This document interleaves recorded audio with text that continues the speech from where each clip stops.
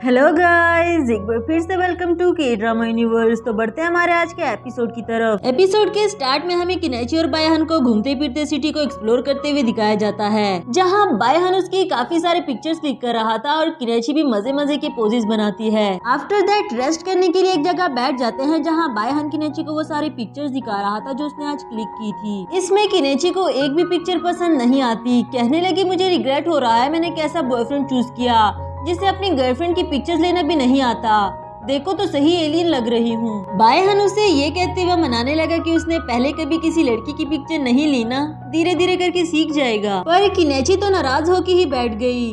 बायहन भी उसको मनाने के लिए क्या करता, किस ही कर दी। वैसे गाइस, यहाँ पर बायहन के चीक्स पर लिपस्टिक का निशान मुझे तो काफी ज्यादा फनी लगा। तभी लुयन की कॉल आती है, जो किनेची से कह रहा था कि अगर लिन तुम्हें कॉल करे तो मुझे कॉल बैक करके जरूर बताना, क्योंकि वो हमारे लिए एक लेटर छोड़कर कहीं गायब हो गई है। ये सुनने के बाद तो किनेची लिन के लिए काफी ज्यादा परेशान हो गई। चैनमिन को भी कॉल करके पूछा, मगर उसको भी लिन के बारे में कुछ नहीं पता। इसके अगले ही सीन में ये दोनों घर वापस आ गए, जहाँ मिस लिन और तियान तो इसके घर में सांप बनकर बैठी हुई थी। ये दोनों भी सरप्राइज हो गए। बायहन इसको एंजॉय करने का कहकर खुद हॉस्पिटल चला गया। किनेची को काफी ज्यादा गुस्सा भी आ रहा था, क्योंकि पहली बार तो वो बायहन के साथ कहीं बाहर गई थी, वो भी इन दोनों से हजम नहीं हुआ। इन दोनों से यहाँ आने की वजह पूछती है, जिस पर पहले तियान अपना दुखड़ा सुनाने लगी। वो अपना सामान लेकर चैनमिन के घर चली गई थी, क्योंकि उसके घर में फौसेट टूट गया और सारा घर पानी पानी हो गया था, इसलिए उसको कुछ दिन रहने के लिए जगह चाहिए थी। मगर चैनमिन तो उसको घर के अंदर तक जाने नहीं देता। यहाँ तक कि उसके पाँव पर चोट भी लगी है, मगर चैनमिन ने तो उसको सिर्फ फार्मेसी का एड्रेस देकर भगा दिया। अब ऐसे में बेचारी तियान भी किनेची के घर ना आती तो फिर कहाँ जाती। किनेची को तो उसकी ये हरकत बड़ी अजीब सी लगी, मगर वो कहने लगी कि मैंने ये सब कुछ बायहन से ही तो सीखा है, आखिर मैं भी तो तुम लोग की तरह स्वीट रोमांस चाहती थी। और किनेची कहती है कि स्टूपिड गर्ल, उसके साथ रहने के लिए इतना छोटा सा बहाना कौन करता है। वैसे तो सच में ही उसने अपने घर का पाइप लीक कर दिया था, पर उसे क्या पता था कि चैनमिन भी उसको अपने साथ नहीं रखेगा। अब किनेची लिन को उसका दुखड़ा सुनाने को कहती है, जिस पर उसने बताया कि मेरी स्टोरी काफी कॉम्प्लिकेटेड है। लिन की मॉम ने उसे लुयन के साथ रंगे हाथों पकड़ लिया है और अब इन दोनों की शादी करवाना चाहती थी। लुयन को तो उसकी मॉम का आइडिया बहुत पसंद आया, हमेशा इसका ख्याल रखेगा ये भी कह दिया। मगर लिन अभी शादी नहीं करना चाहती, बिकॉज लिन ये बात बहुत अच्छे से जानती थी कि शादी के बाद उसको बच्चे संभालने हैं और जॉब भी कंटिन्यू नहीं रख सकेगी। बिसाइड दिस, उसे लुयन से भी ऐसी कोई उम्मीद नहीं थी कि वो बच्चे संभालने में इसकी हेल्प करेगा। किनेची उसको समझाती है कि लुयन इतना भी बुरा नहीं है जितना तुम्हें लग रहा है, अगर वो शादी करने के लिए राजी है तो तुम भी कर लो ना। दूसरी तरफ लुयन को दिखाया जाता है, जो कि काफी ज्यादा खुश था, क्योंकि लिन भी सेफ हैंड्स में है और दूसरी तरफ वो लिन की मॉम को भी मना लेगा, इम्प्रेस कर लेगा उसका सन इन लॉ बनने के लिए। लुयन तो लिन के साथ अपनी एक अच्छी सी ड्रीम लाइफ सोच रहा था, मगर बायहन बोला, जब तक लिन राजी नहीं हो जाती तब तक तुम अपने ये सुहाने ख्वाब नहीं सजा सकते, इसलिए पहले जाकर उसको मनाओ। फिर किनेची के साथ डिनर पर जाने वाला था, मगर लुयन तो उससे चिपका उसकी हेल्प मांग रहा था। नेक्स्ट सीन में हमें इन्हें डिनर करता हुआ दिखाया जाता है, जहाँ लिन और तियान दोनों ही इन दोनों के बीच में कबाब में हड्डियां बनकर बैठी हुई थी। किनेची जब भी बायहन को खिलाने की कोशिश करती, ये दोनों ही उसके हाथ से छीन लेती। फॉर्चुनेटली यहाँ तियान को लेने के लिए उसका कजन आ जाता है और बायहन के सर से कम एक मुसीबत तो कम हुई। पीछे बची लिन, जो कि किनेची का पीछा तो बिल्कुल भी नहीं छोड़ने वाली। बायहन बेचारा काफी तंग आ गया था, मगर कुछ कह भी नहीं पा रहा।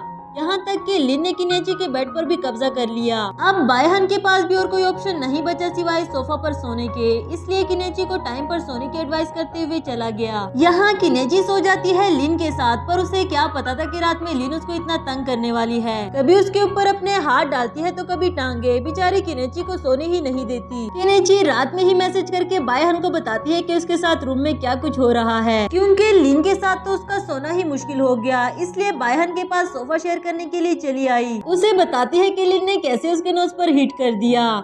आफ्टर दैट बायहन उसके लिए नूडल्स बनाता है, क्योंकि किनेची को भूख लग गई थी। नूडल्स भी उसने किनेची के कहने पर ही बनाए। बायहन इस पर भी उसको लेक्चर देने लगा कि उसको नूडल्स के बजाय कुछ हेल्दी खाना चाहिए। किनेची उसको इग्नोर करते हुए मजे से अपना खाती रही, क्योंकि मेडिकल के सारे स्टूडेंट्स ऐसे ही तो होते हैं। नूडल्स फिनिश करने के बाद किनेची सोना चाहती थी, पर बायहन उसे सोने नहीं देता, क्योंकि खाने के फौरन बाद सोना नहीं चाहिए ना। इसलिए दोनों वॉक करने के लिए बाहर आ जाते हैं, जहाँ बायहन उसको थैंक यू कर रहा था, उसको अर्ली एज में मिलकर उसका अकेलापन दूर करने के लिए। लिए, बिकॉज किनेची के मिलने से पहले बायहन हमेशा अकेला ही रहा क्योंकि उसके पेरेंट्स की डाइवोर्स हो चुकी थी। साथ में ये भी बताता है कि वो पिछले 8 सालों में कितना ज्यादा मायूस हो गया था, कितना ज्यादा किनेची को मिस करता था। बट इन गुजरे हुए 8 इयर्स में बायहन को एक बात तो समझ आ गई कि वो कभी भी किनेची को भूल नहीं सकता, बिकॉज वो किनेची के साथ गुजारे हुए लम्हों को हर वक्त याद करता रहता था। किनेची भी उसको बताने लगी कि बायहन उसके लिए कितना ज्यादा इम्पोर्टेंट है और वो उसको कितना ज्यादा चाहती है। फिर शूटिंग स्टार को देखकर किनेची हमेशा के लिए बायहन के साथ रहने की विश करती है,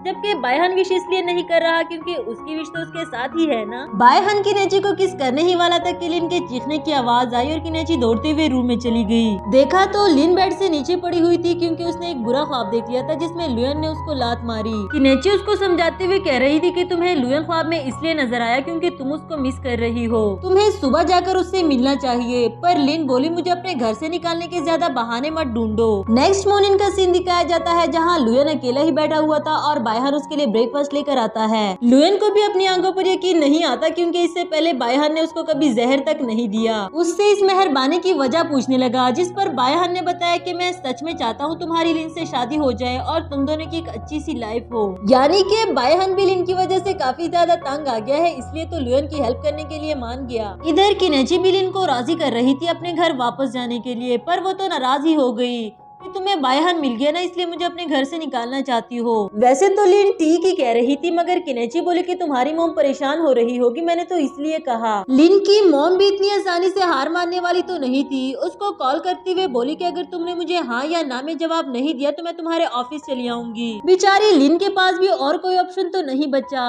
कह देती है कि मैं कल ही आकर आपको कोई न कोई जवाब दे दूंगी, पर आप प्लीज मेरे ऑफिस मत जाना। दूसरी तरफ लुयन बता रहा था कि उसने कल रात ख्वाब में लिन को बेड से नीचे गिरते हुए देखा था और बायहन बोला कि ये तो सच ही है। यानी कि लुयन लिन से इतना ज्यादा प्यार करने लग गया है कि उसको ख्वाबों में भी देखने लगा। बायहन लुयन को एडवाइसेस देने लगा कि वो किस तरह लिन का दिल जीत सकता है। तो इसके अगले ही सीन में हमें लुयन को लिन की मॉम से मिलते हुए दिखाया जाता है, जिसे वो बता रहा था कि मैं लिन से शादी करने के लिए राजी हूँ, मगर मैं ऐसा कुछ भी नहीं करना चाहता जिसके लिए लिन मेंटली प्रिपेयर ना हो।